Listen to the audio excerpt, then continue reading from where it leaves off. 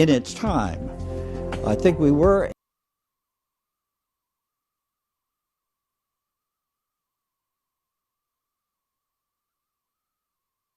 If you manage a team,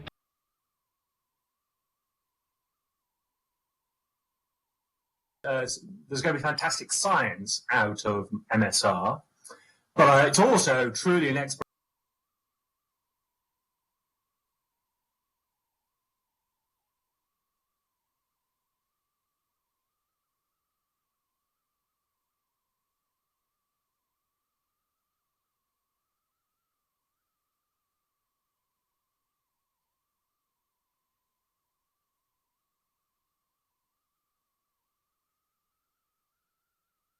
between the capsule and mission control, with an impressive system of ships on 3 oceans and 18 ground stations on 3 continents.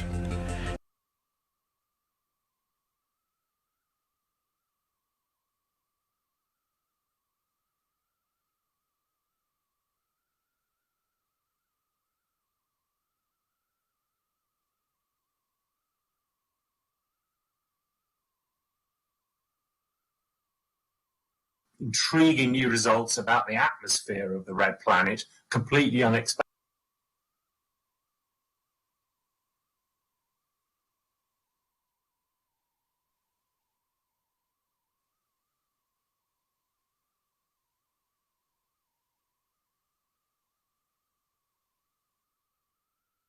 Results. And meanwhile, we're working with our Russian partner Roscosmos.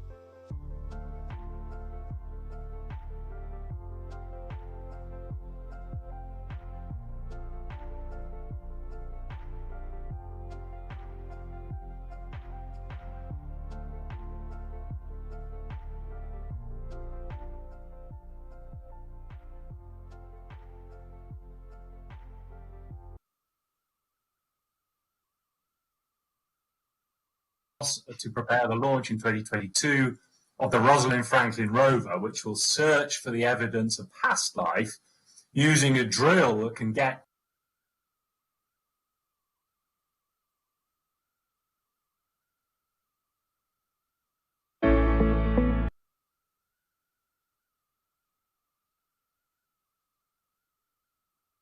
flown on a United Launch Alliance rocket?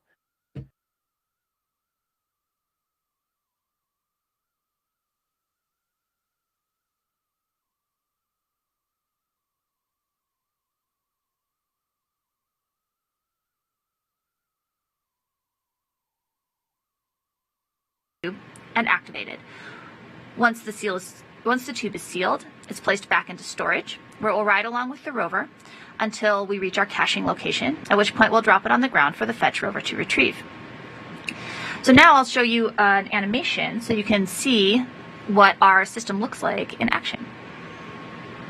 So here you see the Perseverance rover having just collected a sample from the surface, docking the core with the filled bit to the bit carousel, and the bit carousel rotating the filled bit down to where the sample handling assembly will extract it and move it into a processing station. After it's done this with all of the necessary processing stations, the sealed tube will be placed back into the storage location in the sample tube rack. And it'll stay there for safekeeping until we're ready to drop it off. Now I'm going to hand over to Dr. Chris Hurd, a member of the Perseverance science team, who will tell you more about the types of rocks we hope to fill our sample tubes with. Thanks, Julie, for that great overview of the really awesome robotic system that we'll use for collecting these samples. Well, I'm personally really excited to be involved in this endeavor. In fact, I've wanted to study rocks from Mars since I was about 13 years old. My role on Perseverance is that of a returned sample scientist. I'm one of 15 such scientists supported by NASA, the European Space Agency, and in my case, the Canadian Space Agency. All of us are experts on teasing out details from rocks in the lab, whether they're meteorites, samples of the moon, or ancient rocks from the Earth that may hold evidence for early life on the Earth. We are trained in the analyses required to answer the fundamental questions about Mars, including whether life ever existed, in our landing site of Jezero Crater, the site of a crater lake and river system some 3.5 billion years ago. So our role on the mission is to help decide exactly where we want to collect samples from within the landing site and to document the context for those samples. We are essentially the documentarians for each and every sample that gets collected. And our goal is to collect at least 20, ideally more like 30 or 35 samples that not only have the potential to show evidence of ancient life, but to reflect a variety of different types of rocks to make a truly compelling suite of samples. Once brought back to Earth, such a suite of samples would keep generations of researchers busy unraveling the secrets of Mars for decades, in the same way that the Apollo samples have done and still do for the Moon. In the meantime, it's interesting that we already have samples of Mars in the form of meteorites, over 140 of them, and I have a graphic that shows one of them. Some of these meteorites have evidence for liquid water having flowed through them at some point in their past, but importantly, the vast majority are igneous rocks, essentially lava flows that were erupted within the last few 100 million years, relatively recently, and much more recently than when the rocks at Jezero Crater formed. The meteorites, don't get me wrong, have provided some fantastic insights into Mars history. However, the Martian Meteorite Delivery Service only delivers certain rocks, because the process involves something impacting Mars and rocks near the point of impact being accelerated fast enough to leave Mars's gravity. And this is a very violent process, and it effectively filters out the weaker rocks that won't make the trip. So we only really get the strong rocks like the young igneous rocks. The other thing is that we don't know exactly where on Mars these rocks come from. They're from random locations, and so they lack the context.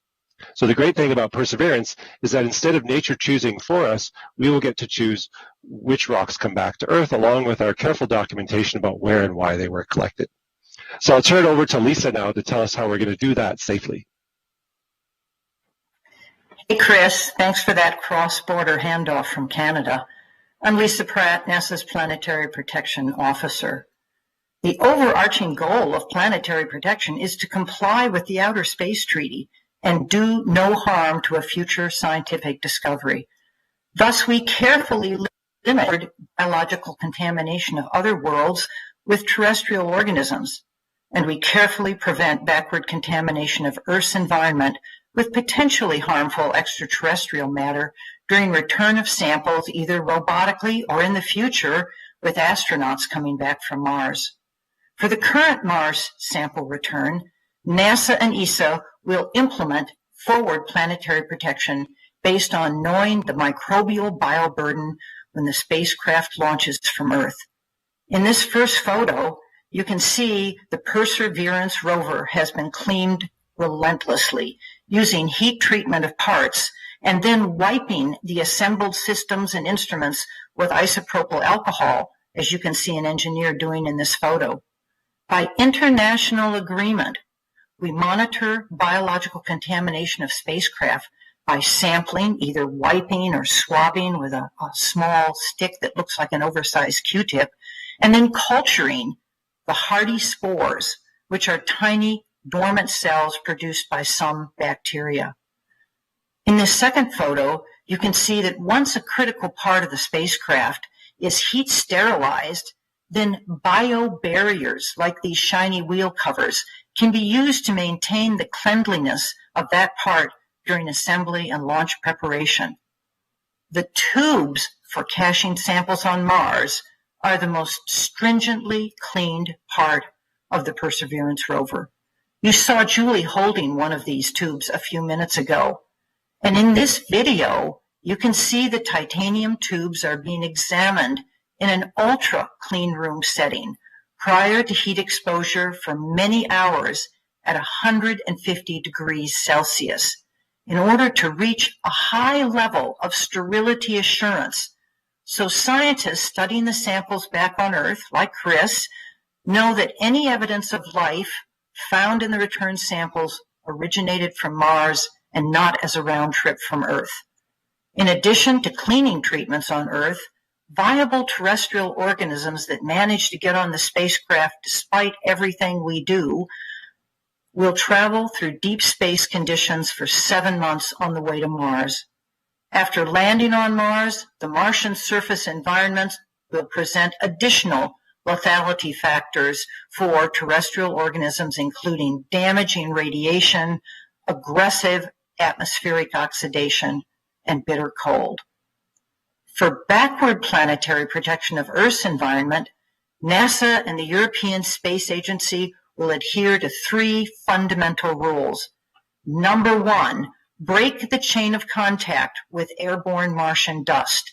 Seals, barriers, microscopic tortuous paths, and scour from solar winds will be used to first limit and then reduce the number of particles on the exterior of the sample return canister.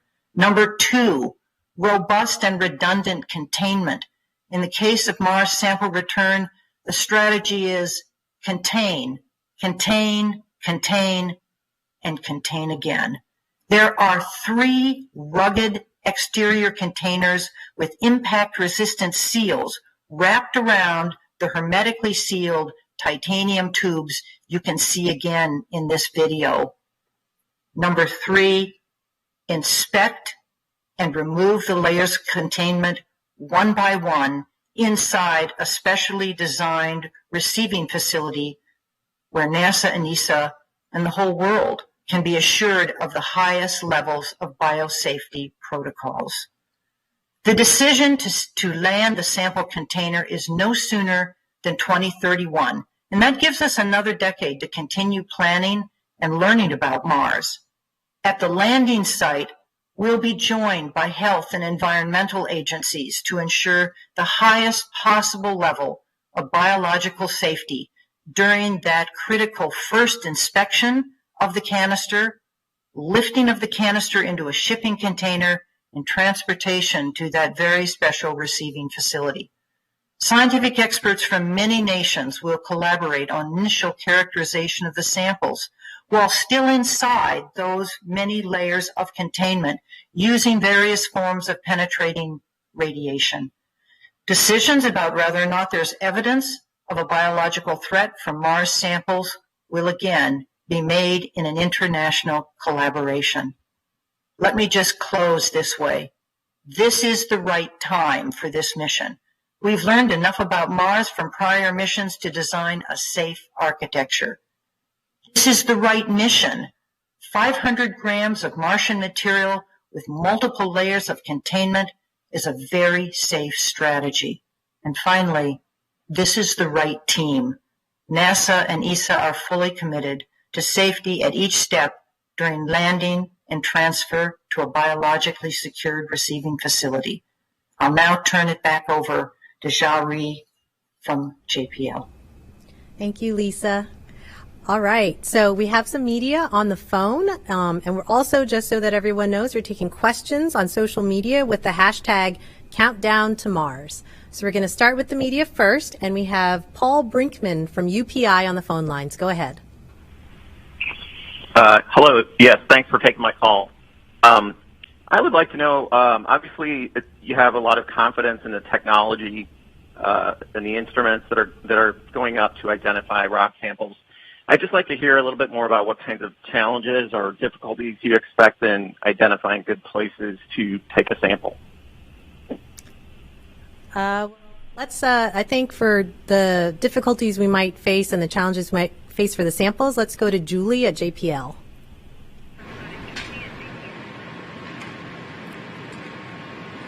Well, there are two different kinds of difficulties that we'll encounter. Those are going to be difficulties acquiring the samples, which from an engineering standpoint, which can range from, whether the rock is accessible, whether it is within the capabilities of our coring drill. But I think that a lot of the difficulties that that were referred to in this question are actually maybe the scientific difficulties of figuring out which rocks are the right rocks to collect. And so I think that maybe we should also toss this over to Chris so that he can give the science perspective on this.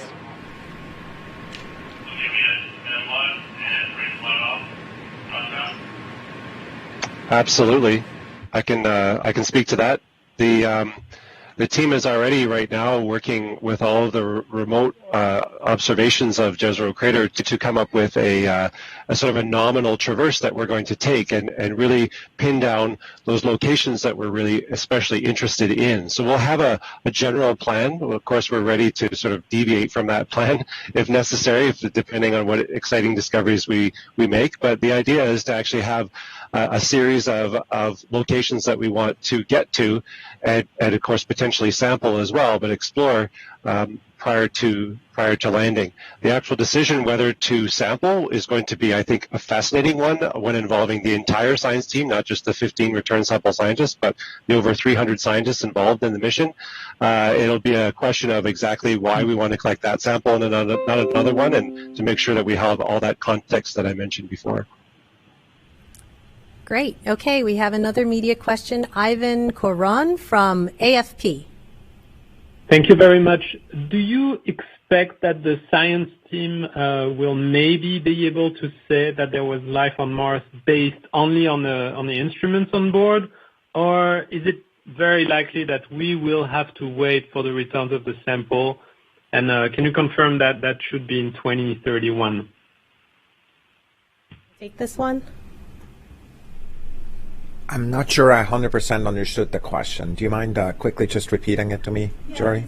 Yeah, I'm sorry. Will we have to wait for the return of the samples to be able to say that there was life on Mars, or, does Perseverance have the capacity to to see it? So I'm interested in Chris's opinion, but my personal feeling is that even though there will be, in the case that it's really starting to move in that direction, supporting evidence that's coming from remote sensing observations and some of these sophisticated instruments, I do believe that the ultimate proof and the ultimate analyses that are really critical to that question at the level of standard that we need to answer this will come from laboratory analysis on Earth. So I believe this will be a process that will extend over 10 years or so, that where evidence is mounting from remote sensing and in situ measurements up there, but then really culminating in really bringing these samples back and actually, if you want, unwrap the presents once they're really back from a long, long trip. But Chris, anything you want to add to this? I agree completely. Absolutely. I think that as capable as the rover is, that we'll have it really, ideally, if everything goes well, we'll have really intriguing evidence, potentially in the form of organic molecules detected, or even certain structures in the rock that could be indicative that life was there. But to have that definitive proof, we need to bring those samples back and see them in the lab and look at essentially the not only the biosignatures in broad sense, not only whether there's any fossil bacteria, which is pretty unlikely, but whether there's any sort of chemical signature, organic chemical signature. Mars return mission. Eventually, we can bring those samples back to Earth and determine for the very first time, did life exist on Mars?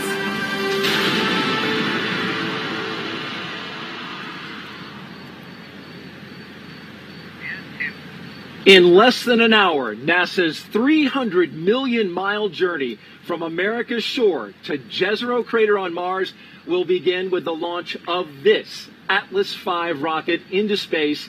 And at the top of that rocket, with a beautiful sunrise and shrouded by that protective fairing, is the Perseverance rover headed to Mars, ready to ride a column of fire and smoke on its way to the red planet.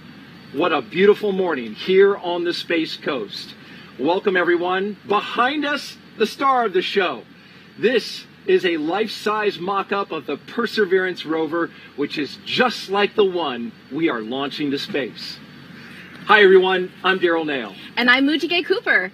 In the 50 minutes leading up to launch, we will show you how this mission will reach and search for ancient microscopic life on Mars and test new technologies critical to the ultimate goal: future human missions to Mars. That's right, and we've got the rocket on the pad and it is ready to go. A beautiful day outside. We're L-47 minutes and counting until launch, and so far the countdown to Mars is on track. We've got great weather, the rocket's looking good, and it puts us on track for a launch at 7:50 a.m. Eastern Time, the beginning of a 2-hour window. In today's coverage, we will hear Grammy Award winner Gregory Porter. We'll talk live with Derek Muller of the YouTube channel Veritasium, along with the aerospace engineers, scientists, and a NASA astronaut. Oh, it's going to be a great show. Yes. I love it. I love it. And we have teams from coast to coast, folks, helping us count down to Mars. We will go live to the Atlas Space Flight Operations Center, just a few miles away from us. And we'll go live to California, to the Jet Propulsion Laboratory, where the Mars 2020 mission team is standing by Jets to Space. And of course, we are here to tell you what the Perseverance mission is all about. It's an exciting day for all of us here. So we want to walk you through what you will see next during the countdown and the rocket launch. So let's send it over to Joshua Santora and Mick Wiltman, who are with the ULA and Launch Services program teams. Gentlemen. Hey, good morning, Daryl. I'm Joshua Santora, and I am here at Atlas Spaceflight Operations Center, joined by Mick Wiltman from NASA's Launch Services Program. Mick, you excited to go to Mars? I am excited to go to Mars this morning, Josh. This is a great day. The sunrise out there looks awesome on this rocket, and ready for a great launch today. Thanks for having me on the show. Man, happy to have you along, providing a ton of good context as we go through. Before we dive into the story of Perseverance, we want to give you a preview of what's ahead today in the countdown. Things really got going this morning just after midnight, actually, and Atlas V is just about ready to fly. In a few more minutes, we're going to get the final check of the weather, and that weather report should be coming back really positive. It's been great all morning. We have the terminal count ahead after that. We will be proceeding through the last few minutes of the countdown, and then the drama will be at its peak at launch when the clock strikes 0, the engines ignite, and the spacecraft and rocket take flight. After successfully passing through max Q just shy of 2 minutes into flight, the solid rocket boosters will be expended and will be jettisoned. Nearly 2 more minutes, and the payload fairing, what you might call the nose cone of the rocket that has been protecting Perseverance, will no longer be needed. It will split in 2 halves and fall away from the accelerating vehicle. 1 minute later, the Atlas booster will have finished its task of lifting Perseverance above Earth's atmosphere and being on the way to orbit. It too will separate, exposing the Centaur RL-10 upper stage engine that will almost immediately begin its first burn that lasts approximately 7 minutes. After coasting for more than 30 minutes, the second burn, lasting around 8 minutes, will take Perseverance out of Earth orbit and into solar orbit on its way to Mars. That sets up spacecraft separation and the final milestone we're hoping to hear this morning, the acquisition of signal. And I say hoping to intentionally because it's quite possible that Perseverance will be in perfect condition, but we won't make contact during the broadcast. So Lots more to come, lots ahead. But Daryl, we're going to throw it back over to you now to tell us more about this amazing mission. All right. Thank you, Joshua and Mick. We've got a lot of really smart people and talented people that we're going to be talking to today. But let's begin with a scientist who's coming up in just a bit. We'll want to talk a little bit about Mujega Cooper, who's here. She is a planetary protection lead for this mission. Thank you so much. You've been working on this for a while, Moo. Yes, this has been 7 years in the making, and I'm so excited to share this moment with you and with those that are viewing today. I'm just ecstatic. It's fantastic, and we're in a launch period. People probably want to know, why are we launching today? Why are we launching right now? We're in a period that only comes around once every 2 years. Yeah. Explain that. The orbits of Earth and Mars are on the same side of the sun so that we can reach that destination with less fuel. So it's the best time. Short journey, less power. We like that. And we're studying the climate, the geology, and searching for ancient life. But, Moo, what kind of life are we talking about here? Well, when we search, we're not going to find dinosaur fossils, right? We're likely, No? unfortunately, likely we're going to find it in the form of microscopic life. We're hoping Ancient to. life. We're hoping. Yeah, we don't know if it's there, right? Yeah, don't know. Okay, well, that's why we're going. Yes. All right, thank you very much, Moo. And back here on Earth, our friends at Twitter are celebrating Mars 2020 in a very special way we want to let you know about. Check this out. If you tap the like icon on any tweet containing the hashtag countdown to Mars, you'll see an animation brighten up your screen. You can check it out. Also, the like button itself has a special little animation that you can see. Oh, right there in the corner. See that? Did you see that little sun and the rocket? You should went hit around it there. That's right. You just hit it and it goes. Oh, there you go. It will also work in any language from our partner countries, including Spanish, French, Norwegian, and Italian. Wow, that is pretty incredible. That's pretty neat. Yeah.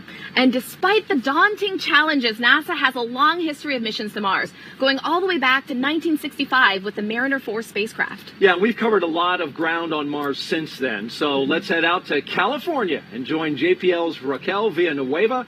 Raquel, what can you share about our history of exploring Mars?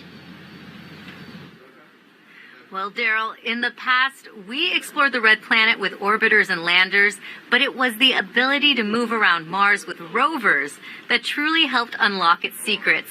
Today, I'm joined by Perseverance Deputy Project Manager Jennifer Trosper. She has worked on every single Mars rover mission for the past 3 decades. Now, Jennifer, how does today's launch fit into the history of exploring Mars? Well, we have always been interested in Mars because it's the thing that's most like Earth that we know of. And it's a little bit different today, and so understanding what happened to Mars will help us understand more about our solar system and also more about Earth. Now, as we said, Mars exploration started in 1965 with the Mariner spacecraft flying by Mars. And in 1975, we actually landed the Viking 1 lander on the surface of Mars.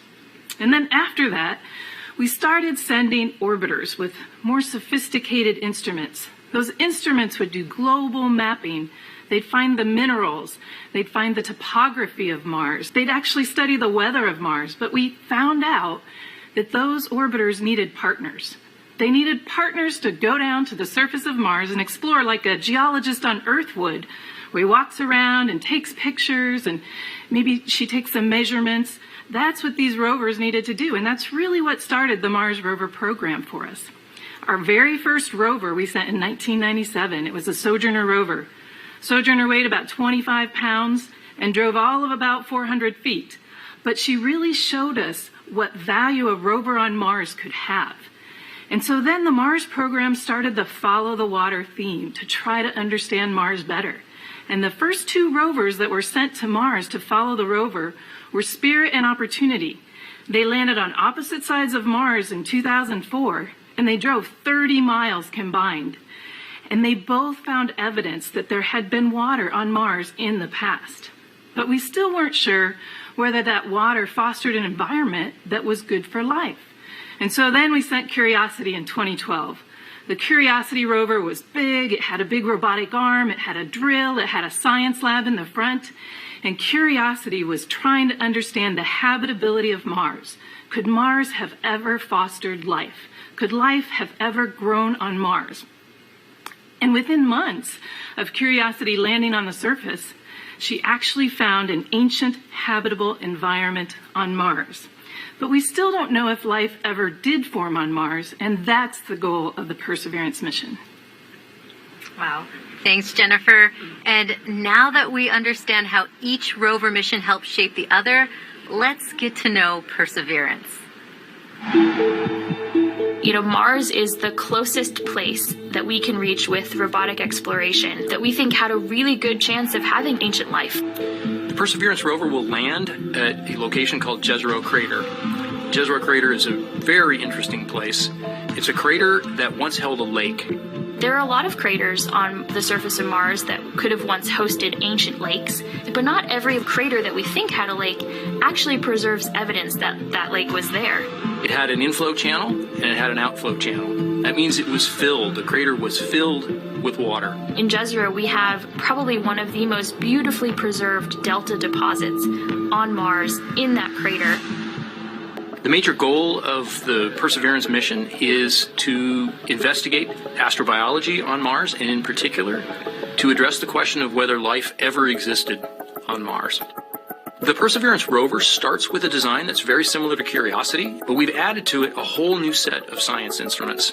And these science instruments were purposefully selected to help us in the search for biosignatures. We're going to be taking microphones with us. For the first time, we're going to have that human sense on another planet. Perseverance carries with her a grand experiment in spacefaring technology, a helicopter, the name of which is now Ingenuity. One of the major upgrades that Perseverance has from Curiosity is that it's able to self-drive for a distance of up to 200 meters per day.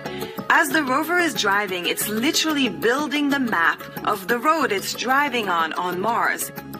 Scientists for years have told us that to really unlock the secrets of Mars, we have to bring samples from Mars back to Earth. So what Mars 2020 is going to do is to drill samples, put them in small tubes. We're going to seal it in its own individual tube. We set them on the surface to provide a target for the second two missions, which hopefully will get in development in the next several years and could potentially get the samples back to Earth by 2031. Perseverance is a very, very profound first step in both our understanding of our place in the universe and a stepping stone towards human exploration on Mars.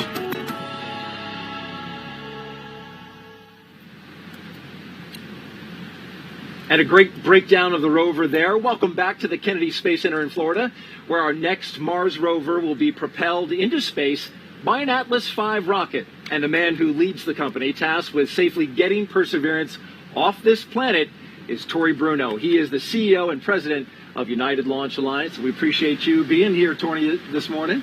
Oh, happy to be here. How is the launch team doing? How are you doing? Well, the launch team is doing great. They've been on station for hours. They're calm. They're confident. They're going through the script.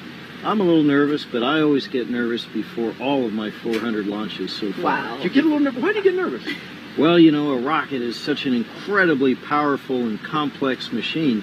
Everything has to go right. Nothing can go wrong. And it's just, it never gets old. It's always the same. It's always exciting. Yes. And this is a particularly exciting mission. Talk a little bit about that. This is the largest and heaviest rover that we've ever sent to the Red Planet. So how did you configure your rocket to do this launch effectively? Yeah, this is our second most powerful Atlas, the 541. We call it the Dominator. It's got 4 giant SRBs, each putting out 350,000 pounds of thrust to augment the center core. And so it has got the power to get out there to Mars, as well as the precision. It's the most accurate rocket in the world, because when we let it go, it's got about 200 million miles to travel on that transfer orbit. And precision is key. That is right, yes. So the power source for the Mars rover is a contained radioactive battery. I've seen it up close, and we had to alter the way we behaved around that. Yes. How has that changed your team's efforts? Oh, yes, the operations around that are completely different. Now, we have a lot of experience with these. We've flown all of America's RTGs, and we're the only provider that is certified to handle them. But, you know, it is still 11 pounds of plutonium, as you saw. Yeah. And in this particular case, the one very special thing was to install it in the VIF, where we would normally never breach the containment around the spacecraft because it has to be clean and biological free. But we created a portable clean room and brought this nuclear battery out and installed it in the machine while keeping everything perfect. Awesome. Can you explain what the VIF is, actually, before I let that go? Yeah, the VIF is the Vertical Integration Facility. So these rockets are so gigantic, we build them in a factory, but we can't assemble them there. Atlas and Perseverance are standing 20 stories proud right now on the pad. So they come to Canaveral in pieces on our rocket ship, and then we assemble them in the Vertical Integration Facility. And normally the last thing would be to bring an encapsulated, under the fairing, perfectly clean and prepared spacecraft and put it on top, which we did, but then we opened it to install the MMRTG battery. Now, that came late in the process, and that was intentional. Yes. You mentioned there's a certification for who certifies the rocket?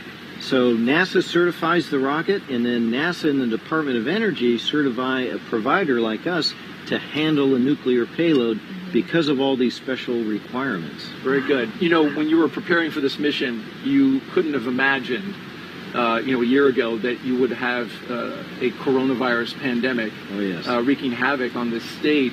How did you handle that, and how did you overcome it? Yes, well, the one big lesson learned here is you can't buy back time. So when this broke out, our response was early, it was aggressive, and fortunately it was effective. So we did all the things you might be familiar with. We wipe down every surface every hour, we deep clean every evening, we are wearing PPE, we have our teams spread out, we actually change the flow of the work to keep our people safe, but to also keep these vitally important missions going. And of course, I can't say enough about our team. They're so disciplined and so courageous to persevere through all of this, and now to make our third launch under all of these mitigations. I'm just so proud of them. Well, Tori Bruno, CEO of United Launch Alliance, we appreciate you being here, sharing your knowledge with us. Good luck with the rocket launch today, and enjoy it. Thank you very much. Go Atlas, go Perseverance. All right. The countdown to Mars is well underway. Let's go to our launch commentator team for an update on the pre-launch efforts and a weather forecast. Joshua? Hey, thanks, Moo. Operations this morning have been really pretty quiet. Mick, can you tell us what's transpired to get the rocket to the point that it is today, right at this moment? Yeah, actually, Josh, it's great to have a quiet countdown this morning. That means really good things for us here in the ASOC. But the teams did come on station today about midnight. They got on station, started configuring the launch vehicle, getting it ready for fueling, as we've been listening to them fuel the first stage Atlas with LOX and the second stage Centaur upper stage with cryogenics. The team continues to do that. They've checked out the avionics, the electrical systems. They've also done a flight termination system check with the range. So all systems are looking nominal, and the team is now currently in their T-4 and holding and just assessing the telemetry and the launch vehicle as we get ready to lift off this morning. Yeah, and it is a programmed hold, so this is part of the plan. This is not anything going wrong. We do have a 2-hour window today, but everything is charging ahead towards that 7:50 a.m. Eastern liftoff time. We want to introduce you to a few of the teams involved this morning. We want to start with the U.S. Space Force. They're responsible for the range operations and weather activities. So, Mick, tell me about the range really fast before we get this weather briefing in just a few seconds. Yes, the United States Space Force is responsible for public and personnel safety here at Cape Canaveral Air Force Station and Kennedy Space Center, where we're launching from. So a very important part of the mission today. They are one of 5 teams that are working with us to launch Mars Perseverance on its way this morning. And an important part of that, not only public safety, but is they also do weather for us to make sure that everything looks good. As we saw that sunrise this morning come up right behind, everything is looking good. So. RC, LC, that one. RC, conduct weather briefing on Channel 8 Weather Conference. Roger.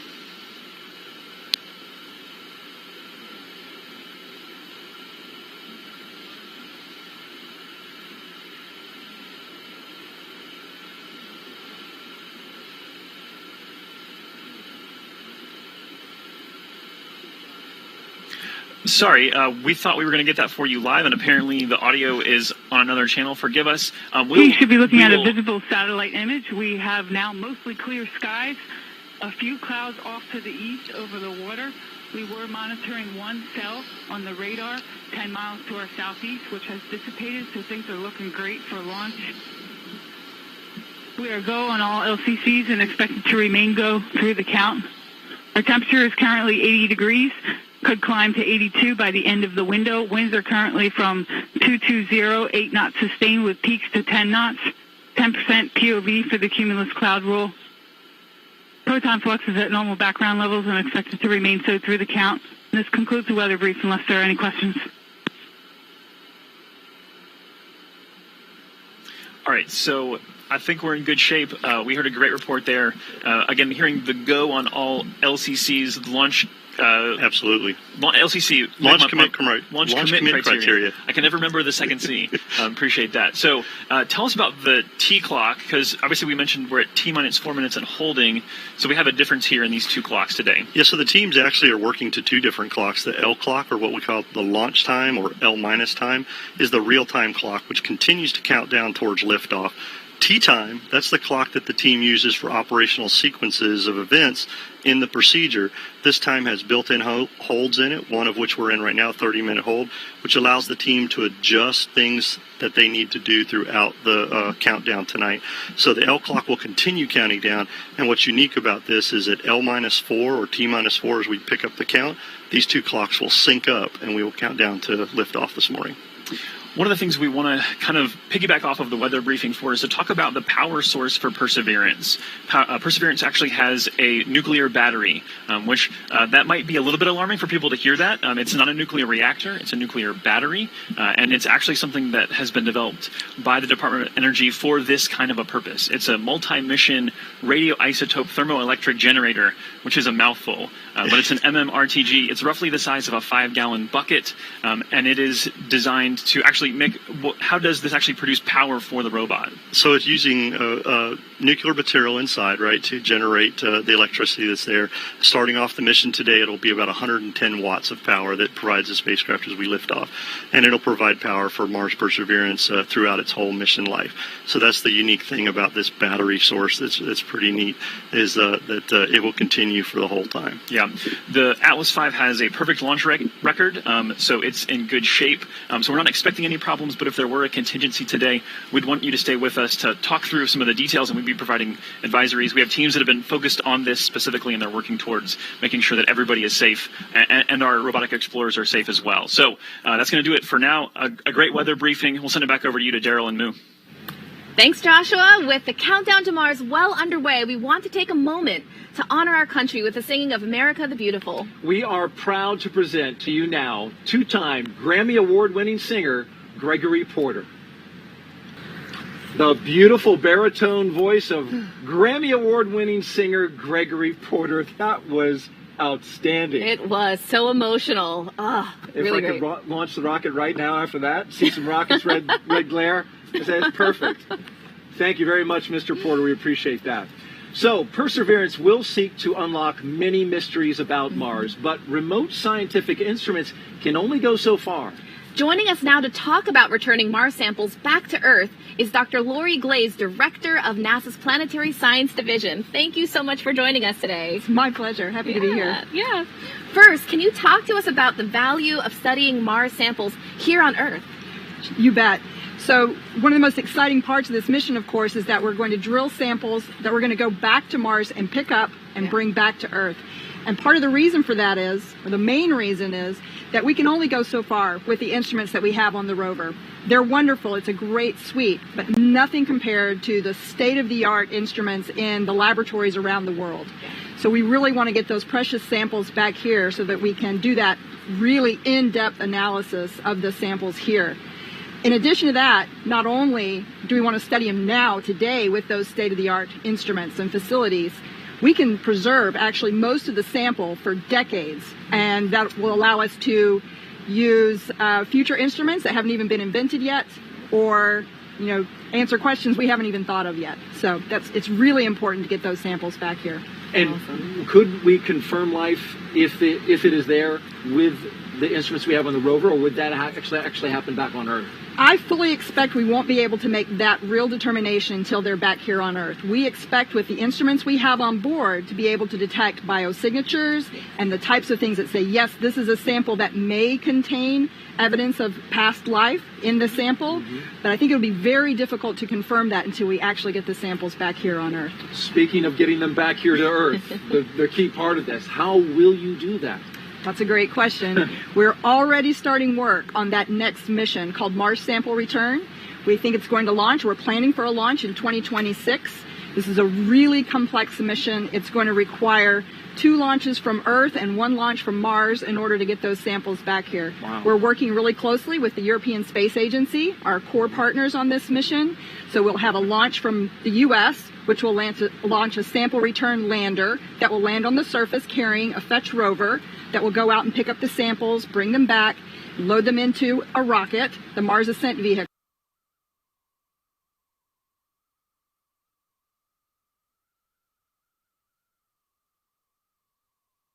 And launch them into orbit around Mars. At the same time, when we launched from Earth, the Europeans are also launching an orbiter from Earth that will be in orbit around Mars, and it will capture those samples with that orbiter. We're going to capture them, and then it will make its return trip back to Earth, release them, and they'll come down and land in the Utah desert, where we will then safely carry them and put them in the curation facility. Wow, what a process. Awesome. Yeah. That is so amazing. Thank you so much, Lori, for joining us today. We appreciate My your time. pleasure. Enjoy the launch. Get a I'm view. go Perseverance, go Ingenuity. Awesome. Thank you, Lori. Well, in the early 1900s, the Wright brothers proved powered flight was possible on Earth. Now, NASA plans to test a powered flight on Mars with an ingenious helicopter. So let's get back out to California now. And Raquel, the Martian atmosphere is 99% less dense than here on Earth. So this is no easy task to fly on Mars. It is, Daryl. Now, hitching a ride on the Perseverance rover is an exciting technology demonstration. The Mars Ingenuity helicopter. Now, if successful, it would mark the first time humans have taken powered flight on another planet. Ingenuity's project manager, Mimi Ung, joins us now to talk about the set of milestones Ingenuity needs to hit in order to take flight on Mars. Hi, by the way, we just had an earthquake in this room. But anyway, with that, Mars Helicopter Tech Demo is motivated by the potential of adding the aerial dimension to space exploration. In the future, a helicopter can serve as a scout for rovers and astronauts. A helicopter can get us to places of high scientific interest that cannot be reached today. It's not easy to build a rotorcraft for flight at Mars. The atmosphere there is very thin, about 1% compared to that at Earth. So a helicopter for Mars has to be very light and have a rotor system that can spin very fast. Behind me is the full-scale model of Mars helicopter Ingenuity. It's very light, 1.8 kilograms, about 4 pounds.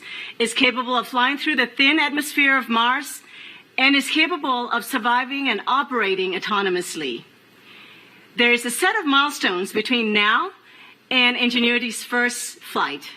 The very first one is when we turn on the helicopter and the base station to check their health. First time operating in true space environment. The next major milestone will be when Perseverance rover deploys Ingenuity helicopter to the surface. The deployment will also mark the first moment the helicopter starts to work on its own in a standalone manner. It will never return to the rover. And the first major milestone then will be the helicopter surviving the first cold Martian night, about minus 90 degrees Celsius. And we've designed the helicopter to keep itself warm. So we've planned for up to 5 flights in the 30 Martian days that have been set aside for our flight experiments. The flight data we get from the helicopter will inform our team the health of the helicopter and performance of each flight. The data could also include a few color photos. First ever photos of Martian terrain taken from aerial vantage. That would be true icing on our cake. Cake Mimi, thank you. And you're right, we did have a little bit of a shakeup, but everything seems to be okay right here so far. And we look forward to Ingenuity's first flight. And with that, let's head back to KSC as we continue the countdown to Mars. All right, thank you, Raquel. When the name Perseverance was chosen for the rover, our country was in the early stages of the COVID-19 pandemic. Now, the name is also a fitting description of what NASA teams needed to get this rover to the pad on time. Joining us now is NASA Administrator Jim Bridenstine. Thank you very much for being here, Jim. Perseverance is meaning a lot, and that includes recently a 3.9 earthquake that we have reports of in California. Yeah. We just saw our own Mimi Ung. She said things were rattling there. So we are persevering a lot. Good thing we're not launching from Vandenberg today. You're absolutely right about that. Things looking good here in Florida. I want to ask you, why did you choose to move NASA forward on this launch in the midst of a global pandemic? Oh, well, there's a number of reasons, but I think the biggest thing is, the public wants to see the United States of America and our international partners do stunning things. And we have a history of doing amazing things in the most challenging times. And this is no different. So look, here's the other challenging thing with Mars in general. We can only go to Mars once every 26 months when literally the planets are aligned. And if we miss this launch window, it would cost us $500 million to store this vehicle for the next 2 years. And so there's a lot of reasons to go forward. Some of it is financial. The NASA budget. And then the other big reason is Americans want to see us continue to do big things. I want to be really clear, though. We have made sure that all along this process, if somebody didn't feel comfortable working on this project, they had the option to not work on this project. And I will tell you, we didn't find that very often, if at all. Mm-hmm. I will also say that our highest priority was the safety of our people. And we wanted them to know that if they come to work, they're going to be safer at work than they would be if they stayed at home. And of course the personal protective equipment, the social distancing, the changing of schedules in order to minimize people working on the vehicle at one time. All of these things were put into place as protective measures. But it is true, the name Perseverance, which was given to this robot by Alex Mather, who's a 7th grader in Virginia. This is all about perseverance. And going to Mars, as you said, going to Mars is all about persevering in general. Doing it now is more persevering than ever before. Real quick, we've got a launch, of course, counting down. How are you feeling? Well, nervous as always. This is a lot of money at the top of a rocket, and of course not just the money, but the entire life's work of so many, thousands of people. So look, it's going to be a good day. We're knocking on wood.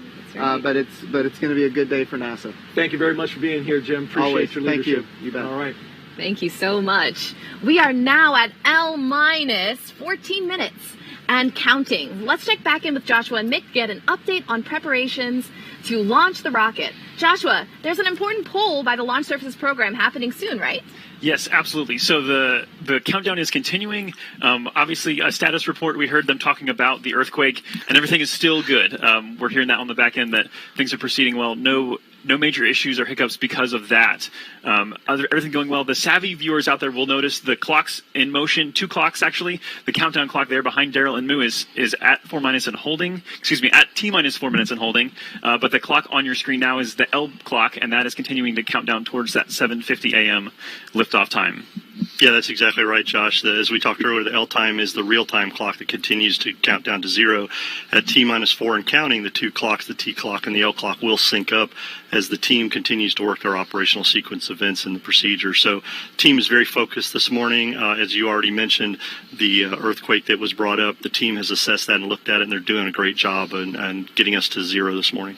So we mentioned the U.S. Space Force as one of the 5 teams earlier, and next up we have the NASA Launch Services Program team responsible for managing the launch, and we're going to hear a poll here from the NASA launch manager himself, Omar Baez. He's going to poll his team for their readiness to be able to report out in just a few minutes. So he's very punctual, so this should be coming right on time here in just a few seconds. Let's listen in now. This is the NLM on the NLM net. Currently working, no issues on range or the launch vehicle. Weather is green, 10% chance of violation, and winds aloft look good for the entire window. The spacecraft did experience some earthquake activity at their control center in Pasadena, but appears to be ready to proceed. And with that, I would like to poll the team for final launch poll and spacecraft configuration. NASA CE. NASA CE is go. SMA. SMA is go. SMD. SMD is go. NASA Mission Manager. NASA Mission Manager is go. LSP. LSP is go. Copy. NASA team is ready to proceed. All right, so we heard NASA team is ready to proceed. He even mentioned the weather in there, which is great, only a 10% chance of violation. Again, a big thank you to Jessica Williams of the U.S. Space Force 45th Space Wing. I like the fact that we're working no issues this morning into this count. That's an important part that Omar brought up. And the team, one thing you need to understand about the NLM is it's a combined NASA team of spacecraft and engineering. So hearing all those goes is good this morning. Yep, and we're going to keep moving because we got a lot to do still. We're going to throw it back out to you, Daryl.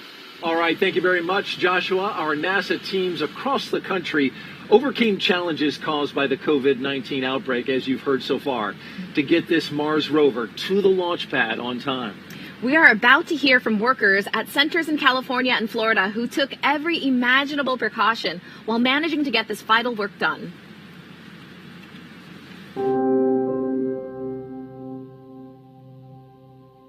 When I saw the country shutting down, I thought for sure there is no way we're going to be able to continue this. It's something that nobody expected. It's something nobody could plan for.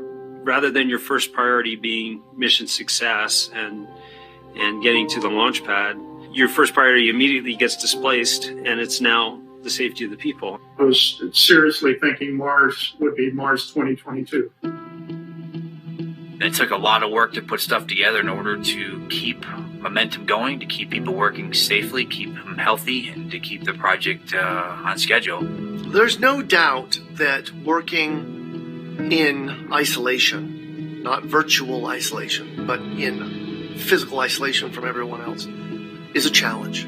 It's hard for me. I have 2 young kids. Sometimes I'm not able to focus or listen probably as well as I would want to. A lot of our work was occurring in a clean room anyways, but that meant that even before we entered the clean room, we had to find ways of ensuring that we were not putting ourselves or others at risk.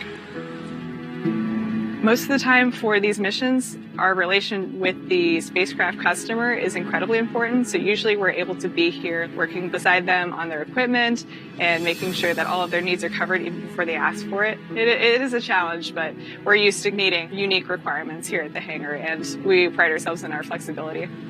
This is just another mission, just with a different set of obstacles that we have to overcome. It might not be, like a broken rocket, but it's got its own challenges. Our job is to go into the unknown. And this is just another example of the unknown. How to make this job happen when you're doing it largely through a computer screen. I asked the team a couple months ago if they would like to do something to kind of symbolize and mark these challenges that we faced, and they designed something that we called a COVID-19 Perseverance plate that's now affixed to the port side of the rover. It has a globe representing all of us that face this challenge together, the spacecraft leaving the Earth on its way to Mars, and all of this supported by the now familiar staff and servant of the medical community. And we hope that this mission, in some small way, can inspire them in return. Pretty much everybody that I've talked to that's associated with the mission has said the same thing, which you could not have come up with a better name than Perseverance. We have persevered through this. Nobody's given up. We will get this mission done. We will get it done through the pandemic. I think it's a really important symbol of humanity, hopefully persevering through this great challenging time that we have right now. We appreciate that team as well as the medical community that really stepped up and helped. And it's ironic, Moo, because the name Perseverance was chosen by a 7th grader who at the time he submitted that name, he didn't know that we would be faced with a global pandemic. So we are glad to have him and his family here along with the student who named the helicopter to watch the launch in person. Their names are Alexander Mather and Vanessa Rupani, and they are watching from the 5th floor balcony of our engineering building, just a stone's throw away from the countdown clock. Look at that. There they are. There they looking are. cool.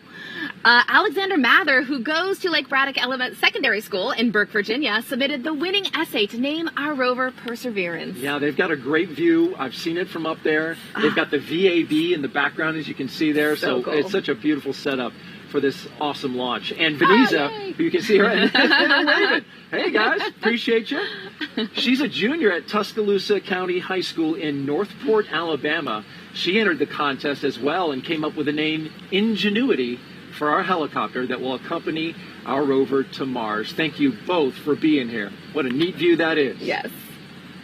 All right, folks, with the coast phase coming up, we want to let you know that after the launch, it will be about an hour before Mars Perseverance separates from the second stage. When that happens, the rover will then be on its way to Mars, so hang in there. Yeah, don't go away, as we will walk you through the flight around the Earth, and we'll talk live with the astronaut Zena Cardman about our human exploration ambitions and NASA's Associate Administrator of Science, Dr. Thomas Zerbuchen. It's going to be great, folks, so stick around. It's L-minus 6 minutes and 26 seconds now, and time to focus our attention on the launch operation the rest of the way to liftoff. So let's send it back out to Mick Woltman and Joshua Santora. Gentlemen. Thank you. I want to let you listen into the remainder of this poll in motion. Let's go to that now. Range coordinator. Clear to proceed. Launch director. LD is go, and you have permission to launch. Proceeding with the count. ALC, verify T0 is set for 1150 Zulu.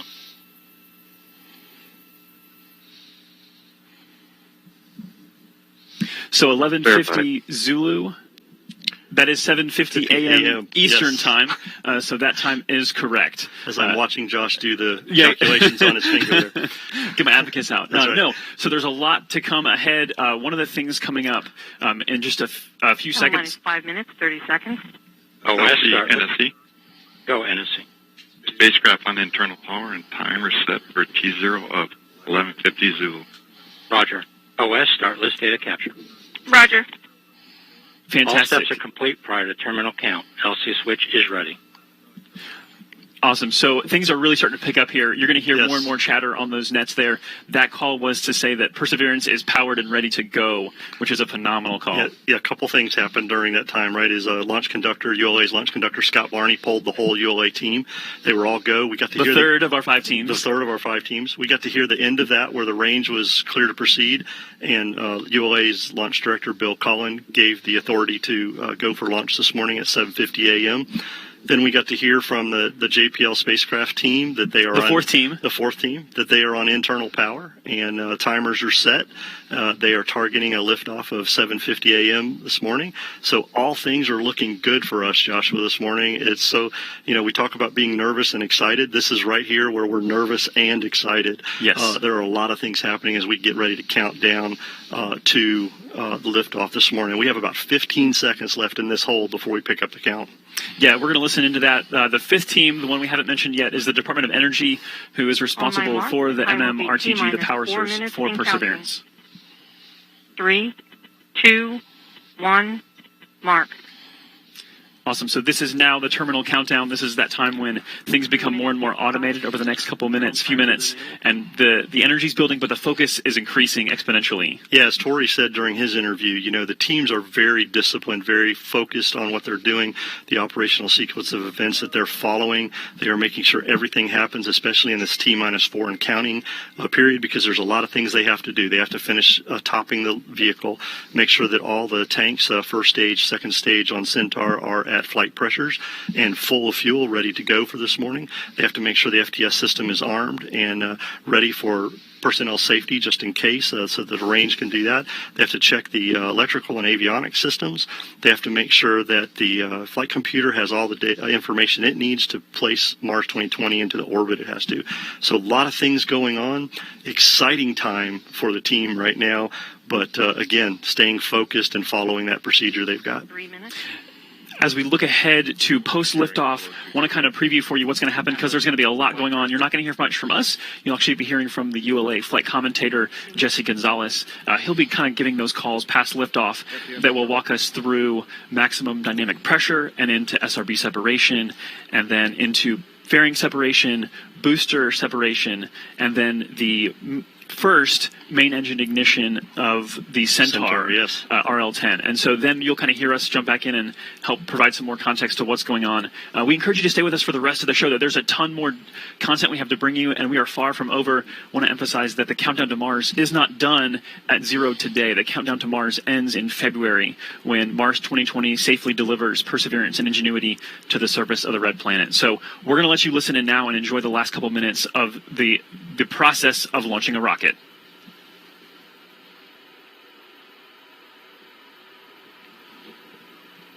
One minute 59. Vehicle internal. 1 minute 55. Launch sequencer start. 1 minute 50. Securing Centaur LH2. Securing Centaur LO2. So there we heard the fueling is 1 wrapping minute up. 40. Yep, fueling is wrapping Launch up. enabled. Team is gone. Launch enable's done. Launch conductor sequence is ready to go. They're getting ready to turn the vehicle over to auto sequence at T-minus 31 seconds. So that's a big thing that they're getting done here. At T-minus 25 seconds, we will hear the team give their final goes that everything is ready and 1 the minute launch 20. vehicle is ready to lift off and perform this mission. SCS count started. 1 minute 15. Produce ECS for launch. Roger. 1 minute 10. Then valves locked.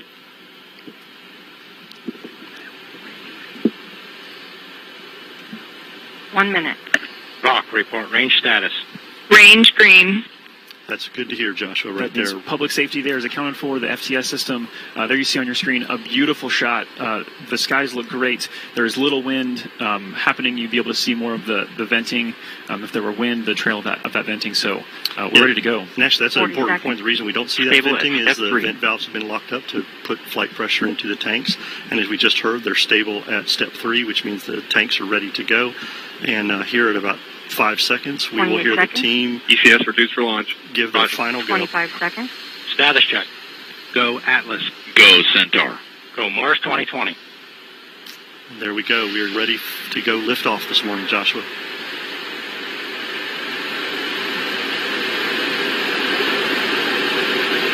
Eight, 7, 6, 5, 4. Engine ignition. 2, 1, 0. Release and liftoff. As the countdown to Mars continues, the perseverance of humanity launching the next generation of robotic explorers to the red planet.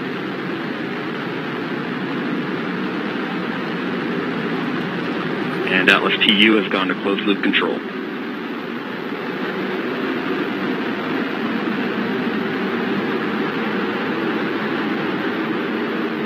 Coming up on 30 seconds into flight, the RD-180 is throttling down as expected. Engine response looks good.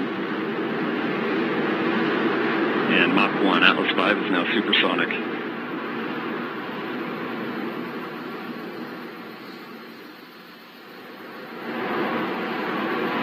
And passing 45 seconds into flight, vehicle is now passing through max Q, maximum dynamic pressure.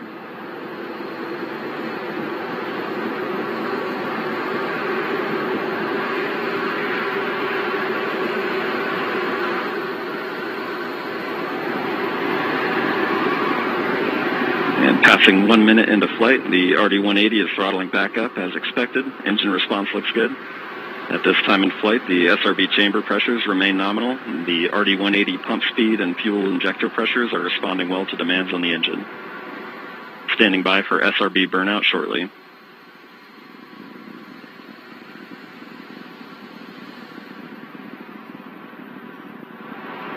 And we have burnout on all 4 SRBs. Burnout pressure signatures look good. Standing by for SRB jettison shortly.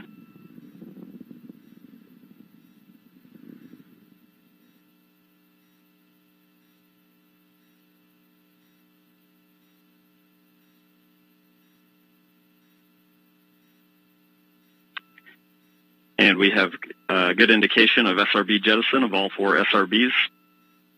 And the vehicle has gone to closed-loop guidance. Vehicle body rates are responding nominally at this time.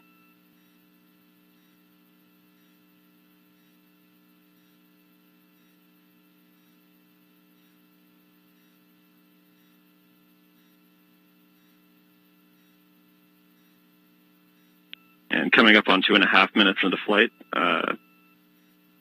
the RD-180 is throttled down slightly as expected. Engine response continues to look good. At this time, the vehicle is 50 miles in altitude, 85 miles downrange, traveling at 6,000 miles per hour.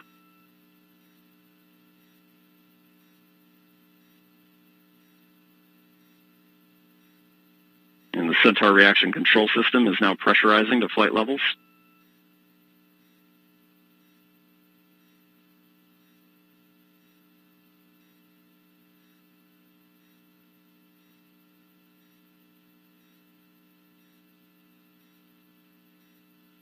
And just past 3 minutes into flight, the RD-180 is now throttling to maintain a constant 2.5 G acceleration limit for payload fairing jettison. Engine response and vehicle acceleration look good.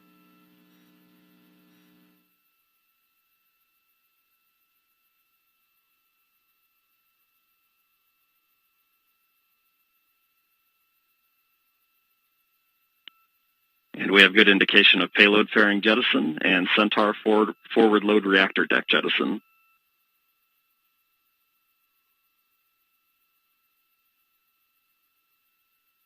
And the RD-180 is throttling back up to attain a 4.6 G acceleration. Engine response continues to look good.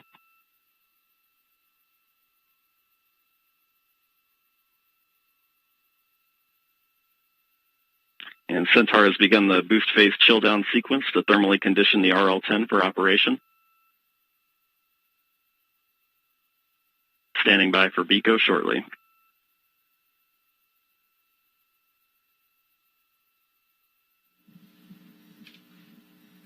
BECO's the call for booster engine. And we have BECO, booster engine cutoff, standing by for stage separation.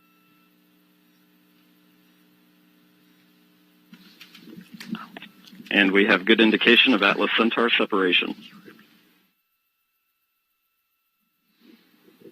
So there you're seeing live footage. And we have the MES rocket. 1. RL-10 operating parameters look good. Chamber pressures are stable.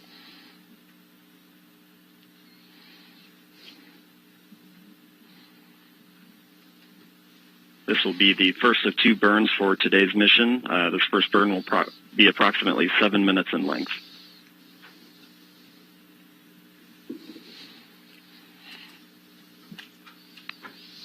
So, Mick, that's pretty exceptional footage there. That's live video. We will see that switch over shortly into an animation that kind of helps let us know what's happening with the rocket. But right there, a beautiful liftoff. Fun to feel that rumble in the building here as we proceed towards orbit and then towards Mars destination. Yeah, absolutely. It was great watching an on-time liftoff of the Atlas V with that little over 2 million pounds of thrust. Cleared the tower in roughly 5 seconds. Josh, you and I worked the InSight mission, and if you recall, that mission on the West Coast took about 17 seconds to get past tower. So with those 4 solids today, this thing really got out of here and on its way. It's, as we hear from Jesse, everything's looking nominal, and all vehicle parameters are within the design limits, and we're getting ready to come up on a main engine start for that first burn that Jesse was talking about. Yeah, so recapping this countdown to Mars, the stations begin to be filled up this morning just after midnight. Preparations, fuelings, powering up, all the way through that liftoff that happened. I think, Mick, it wasn't precisely on time. I think you said it was like 10 milliseconds early. So it's pretty much dead on. Yeah, dead on. This team does a great job. As I said, they're very focused, very disciplined. As Tori also said, courageous. They have done a lot of work to get us to this point today through this pandemic, changed how they did some of their work made adjustments as needed. A lot of cleaning, a lot of things, a lot of wearing their face masks, doing all kinds of things. And so this is an exciting time, not only for the JPL team in Mars 2020, but everybody that's worked this mission and for the country and the agency. So this is exciting to see. We still have a long way to go, Joshua, before spacecraft separation. Yeah, we had a really quiet countdown today, which is phenomenal, that we got off the ground on time. And we are proceeding now that we are in the middle of the first burn. It's tough to make out, but that engine is lit and it's firing. So we are in motion. There you go. There's that animation we talked about. The telemetry there as we switch to a TDRS compatible data format. TDRS overall telemetry quality is very good. The space tracking system. So there you go. This is not an actual video, but this is an animation that's driven by real data. So although we're not actually seeing the engine on screen right now, we can see that the engine is lit, and that is driven by the data that says that the engine is truly lit and we're in this burn. Yeah, the launch vehicle continues to send telemetry to the launch team via the TDRS network, as you mentioned, and that allows them to continue to watch what's going on and make sure all their sequence of events meet their timeline. We continue on a nominal flight this morning. This first burn, as we heard earlier, will be about 6 minutes. This will get us into that park orbit around Earth, allow us to get on our way, and then get into that approximately 30-minute coast period that we're going to have. 8 minutes into flight, beginning to see the Centaur PU system balance out mass errors, seeing very stable body rates in the Centaur. So we've mentioned 5 teams at play, and although if you were watching, hopefully you got a chance to see this in person, if not on camera, it's easy to kind of say, oh, it's over, like job done, but all 5 of these teams still very much engaged, still very much focused, because there's a lot of work ahead as we proceed through this first burn, and then a coast phase, like you mentioned, Mick, and then a second burn, and then spacecraft separation and the acquisition of signal from Mars 2020. So a lot more coming up here. Mick, I know for Launch Services Program, you guys manage the launch. So what does that mean? I mean, this is you guys' work in action right now. By the way, that's the 5th team that we didn't get to mention. We talked about JPL, we talked about DOE, we talked about United States Space Force, and United Launch Alliance. LSP, we are like the brokers to select this launch vehicle and help with manage this mission. So we get our spacecraft customer, the JPL folks, they come to us. They have some certain requirements that they need for this mission. The Launch Services Program made up of engineers and flight analysis folks, and they look at everything, they help define those requirements, and then we go out and procure a vehicle from a commercial partner. In this case, it was the Atlas 541 for the Mars 2020 mission that was needed for performance, right? As you and I have talked over the last several days, Josh, one of the things that was important for us to look at was that performance, to be able to get Mars 2020 onto that transfer orbit into solar orbit to intercept Mars in 7 months. It's kind of analogous to a football game, right? With a quarterback trying to throw a pass downfield. You need a quarterback with a lot of performance who can get that ball down there where it needs to be, and so the receiver can intercept that. In our case, 7 months later. There you go. Yeah, it's the longest football pass ever. The Earth is the quarterback. The Atlas is the quarterback's arm. Perseverance is the football, and Mars is the receiver. That's exactly right. And what we also talked about is that technically, you could launch to Mars at any time if you had a rocket that was powerful enough. But this is the launch period every 26 months or so, as we've talked about, that makes the most sense because you require the least amount of energy to get to Mars, because it takes a lot to get there. Obviously, like the Atlas 541 is a workhorse. Yeah, as Tori said, it's their Dominator. Right? There you go. I love that name for the Atlas 541. But we heard Jim Bridenstine, our NASA administrator, tell us that if we didn't make this launch period, we would be down for roughly 26 months. It's right? tough. So the period started July 17th and goes to August 15th. Today, July 30th, was one of those launch opportunities that we had. We had a 2-hour window, and within that window, we had several opportunities. 25, actually. Yeah. 25 opportunities. And we launched at the beginning of the window on our first opportunity to get Mars 2020 going on its way. And that, that sounds like a lot, and it is. The flight analysis group, both at JPL, LSP, and ULA, did a lot of work to pick out those target sets and figure out where we needed to be. So they've done a great job, and we'll see how this mission continues. So, Mick, tell us about the 2 burns required here, and we're actually coming up on the end of the first one. Ultimately, a lot of people probably, and myself included at some point, just like, why wouldn't you just keep firing the engines? Just fire all the way through and get to Mars in one shot. So the first burn gets us into that park orbit we talked about. We've lifted off, we've left Earth, we've got into a park orbit around Earth right now. And while we're in that park orbit, we will perform some maneuvers to kind of roll Mars Perseverance and the Centaur and coast during that time, basically setting itself up looking at the sun and away from the sun to control the thermal environments that are on Mars 2020 during this coast period. That coast period will allow us to coast around into the position that we need so that we can have that second firing to get the velocity needed to head off into Mars. Yes, and we will be back for that second burn in just under 30 minutes now. But for now, there's more to learn about this mission and all the amazing science that's involved. Daryl, back to you.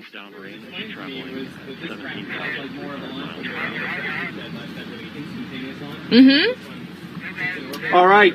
Thank you very much. Great launch and great job, guys. Back outside now to recap. An Atlas V rocket carrying Mars Perseverance rover launched on time from the Cape Canaveral Air Force Station at 7:50 a.m. Eastern Daylight Time. Incredible. After the rocket took flight, it separated from the first stage and was then boosted into orbit by the Centaur's second stage.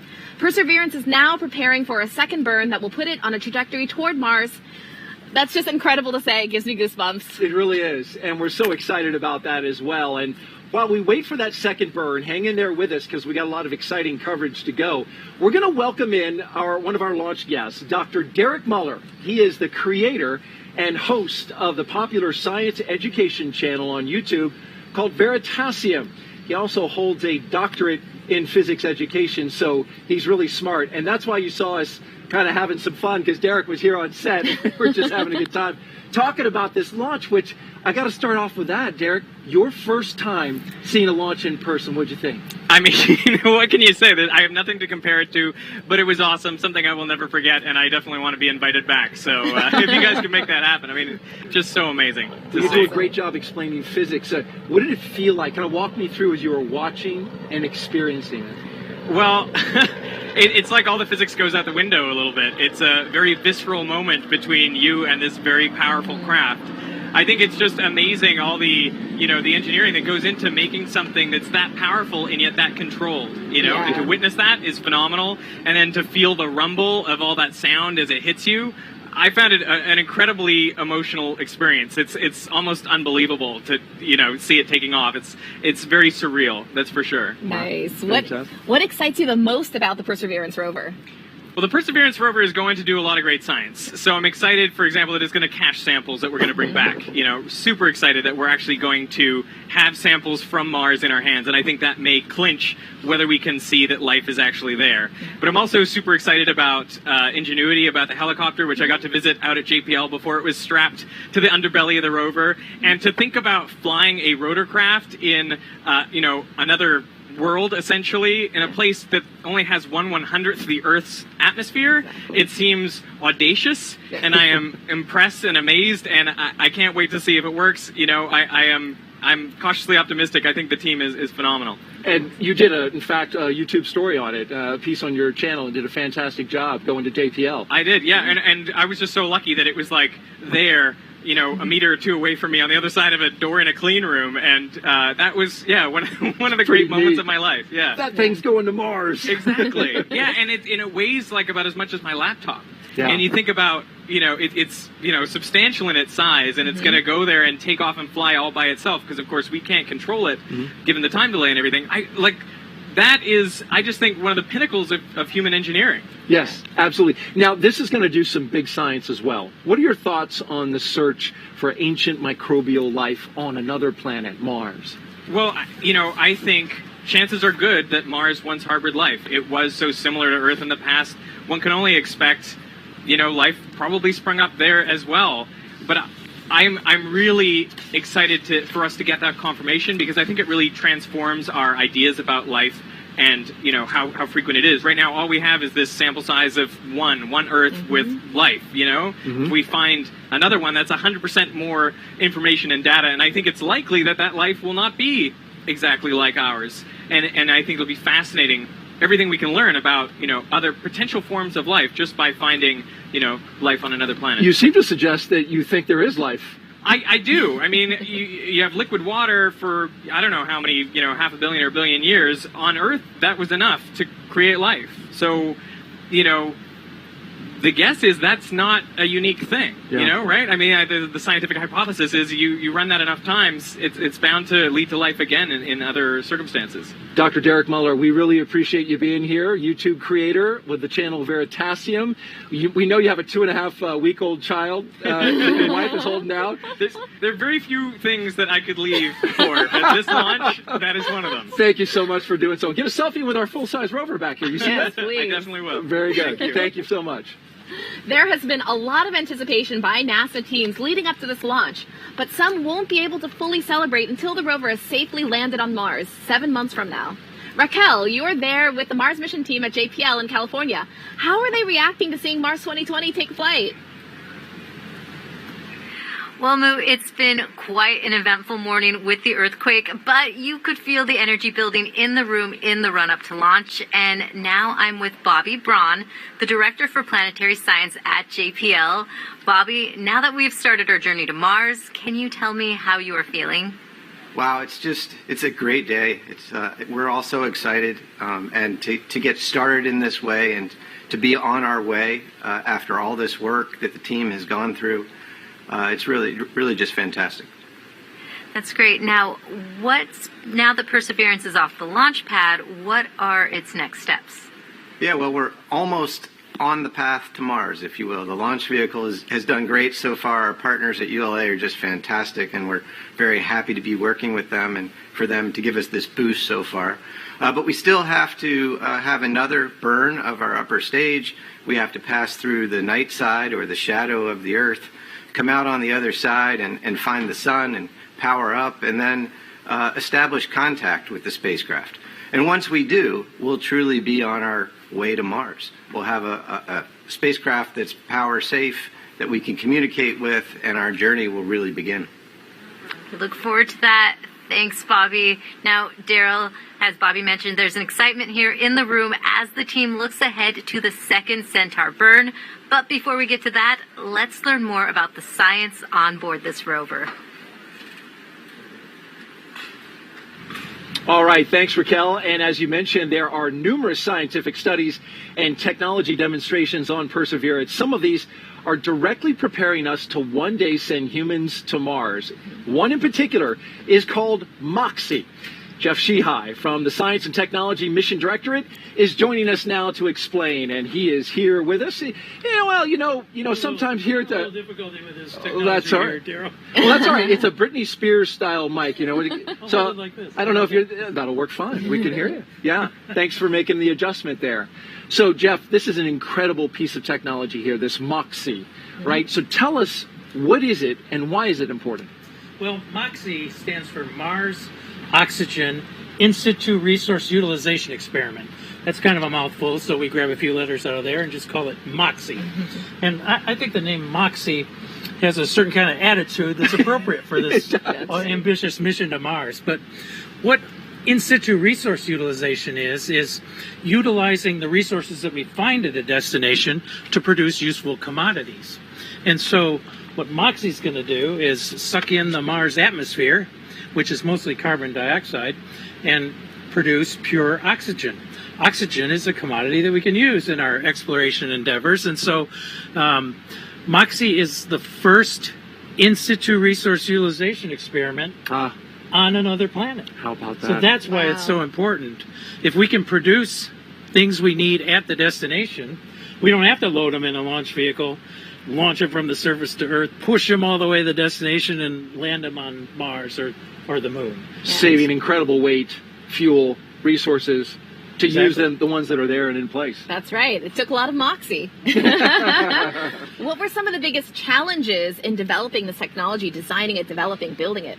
Well, the team that produced the hardware that we just saw being launched on its way to Mars. They certainly had moxie because they had to overcome a lot of challenges along the way. When you start to develop new technologies, you're working in a laboratory, and you've got all the room you need usually. You can build it big and heavy because you're not trying to make it look pretty, you're just trying to make it work, and you've got all the power you need, and you can control the thermal environment, and you can have teams of people come in and tinker with it and fix it when it breaks and all of that. So, but, and you can probably see where I'm going with this, when you get to the point where it's time to fly that hardware to prove it out in the space environment or on the planetary surface, then the rubber really hits the road in terms of the engineering, and that's where the teams of engineers come into play, and they develop clever solutions to implement the process that's been developed in the lab and package it for spaceflight. So Moxie faced a lot of challenges. You know what? Once you have to put it on the rover, the size becomes important. It has to fit in a certain volume on the rover. The amount of weight or the mass becomes really important. Every ounce you launch into space takes propellant to move it. So we want to make Moxie as light as possible. Had to fit within a certain mass budget, or they would have kicked it off the rover. And we're glad you made it on the rover. And just real quick, and without getting too deep into the technical details, how does it convert carbon dioxide to oxygen? So Moxie uses a thermal and electrochemical process. There's a compressor that was built by a company called Air Squared. Some of that was funded under the NASA Small Business Innovative Research Program, actually. And they built the compressor. What it does is acquire the carbon dioxide from the Mars atmosphere and push it into the electrolysis system. A company called Ceramatech, a team led by a guy named Joe Hartvigsen. They're now called Oxyon Energy, I think. But they built the guts of Moxie, which is the solid oxide electrolysis system that takes the carbon dioxide, CO2, actually pulls an atom of oxygen off the CO2, leaving CO. Oh, wow. And then those atoms migrate through the electrolysis system, and those oxygen ions are neutralized, and then they recombine. An O and an O becomes O2. And so we get pure oxygen out of the system. That's fantastic. And so in order for you to get Moxie on board the rover, actually you had to kind of clear through the very smart lady to my left. She's with Planetary Protection. So she actually had to clean off part of it. Right? Yeah. You had to heat it and then clean the That's O2 right. sensor. Yeah, the SOx part was actually self-sterilizing. It was hot enough so it cleaned itself. But there's a part, the O2 sensors, that needed vapor hydrogen peroxide sterilization. So it was the first time we used hydrogen peroxide on flight hardware. Oh, that's awesome. Yeah. So you can say thank you. Thank you. Thank you. No, thank you. Appreciate it very Thanks much. for letting us do that. Well, you know, in speaking about the rover, Moo, what is it? You know, Curiosity told us that we have, or had at one time on Mars, moving water. That's so, right. so what is Perseverance going to do in terms of confirming whether life could have been there? Yeah, exactly. So the past mission set up the stage as far as understanding what could sustain life, and now we're actually looking for signatures of that life. And so some of the answers that you're looking for, which one are you personally looking most forward to? Yeah, I'm personally looking forward to seeing signs of life where no one will argue that it has a biotic source. It's very easy to say, oh, this chemistry could have happened from natural reasons. But I want to see a smoking gun. It would be awesome to see that. Now, that's not exactly easy, right? No, not at all. And so explain that to us. Yeah, so in order to get that definitive signal, one of the main things you have to do is make sure you have a clean instrument that